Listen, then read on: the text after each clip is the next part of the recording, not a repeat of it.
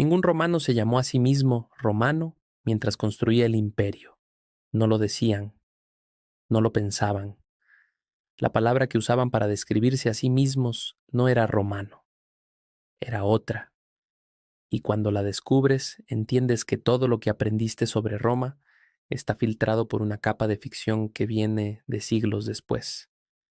El imperio más famoso de la historia fue construido por gente que no sabía que estaba en el imperio más famoso de la historia.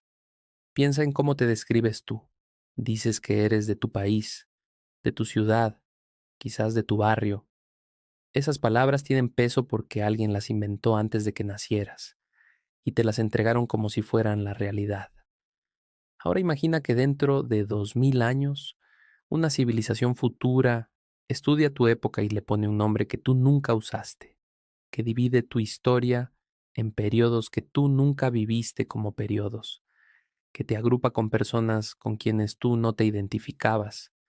Eso es exactamente lo que le pasó a los romanos. Y entender por qué no solo cambia cómo ves a Roma, cambia cómo ves cualquier identidad colectiva, incluyendo la tuya. Los habitantes de Roma no se llamaban romanos en el sentido que tú imaginas, se llamaban a sí mismos quirites. Esa era la palabra cotidiana, la que usaban en el mercado, en los tribunales, en los discursos políticos. Quirites viene de Quirino, una de las deidades fundacionales de la ciudad. Significaba algo parecido a ciudadanos de la comunidad, pero con una carga religiosa y cívica muy específica. Cuando un general romano quería insultar a sus soldados y hacerlos reaccionar, los llamaba precisamente eso, quirites, no soldados, ciudadanos civiles. Era una humillación. Julio César lo hizo al menos una vez para recuperar el control de una legión amotinada. Y funcionó. Pero fuera de eso, la identidad cotidiana no era romano.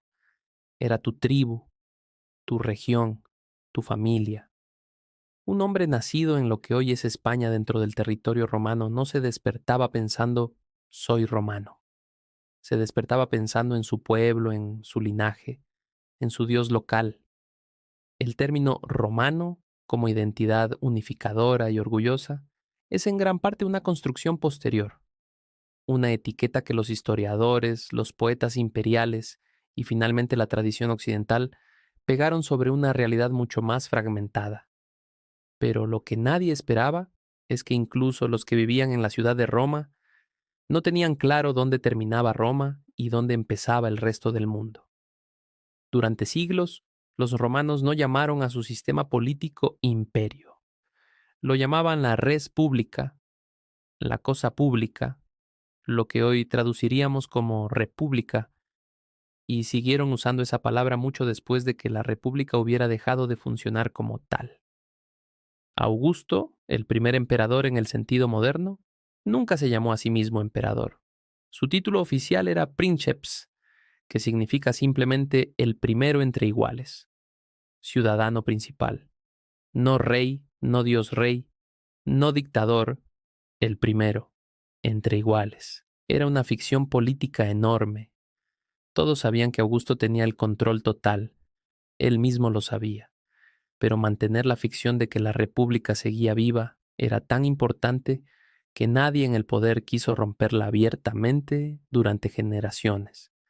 Los senadores seguían votando, los cónsules seguían siendo elegidos, los tribunales seguían funcionando.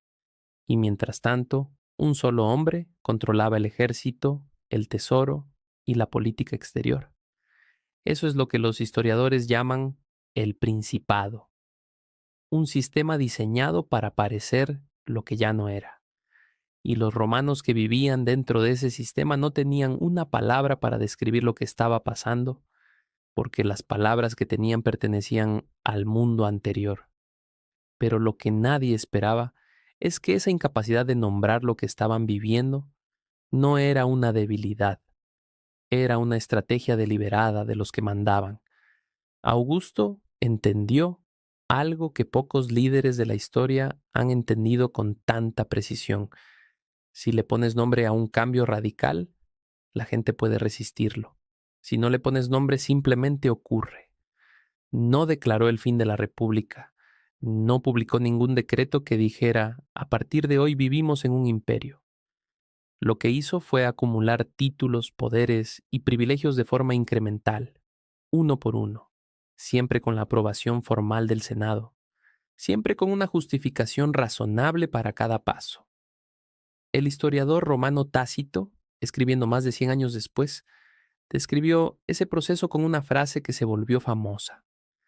Dijo que Augusto sedujo al ejército con recompensas, al pueblo con alimentos y a todos con la dulzura de la paz, y que nadie quedó para defender la antigua república porque la guerra civil había matado a los mejores.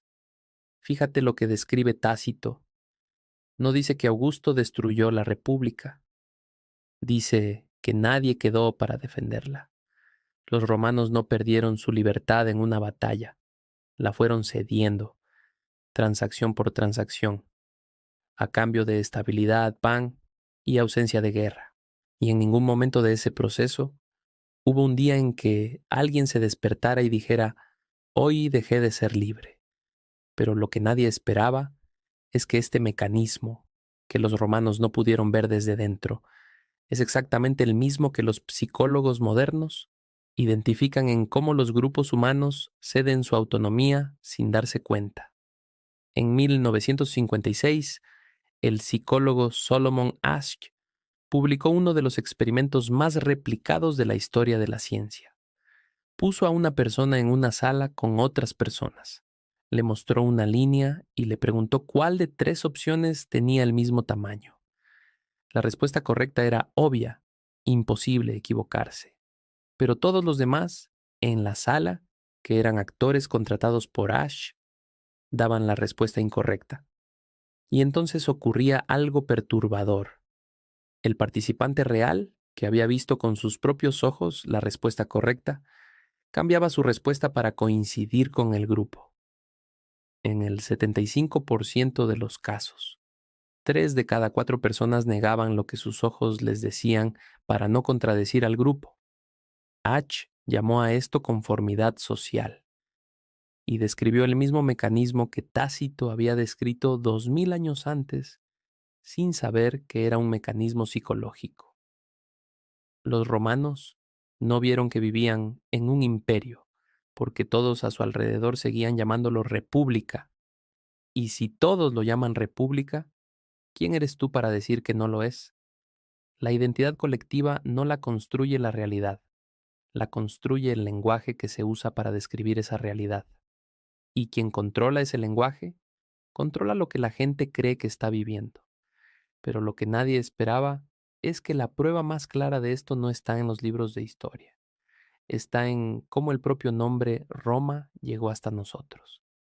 La imagen de Roma que tienes en la cabeza no viene de los romanos, viene del Renacimiento. Entre los siglos XIV y XVI, los intelectuales europeos decidieron que la civilización clásica era el modelo perfecto al que había que volver.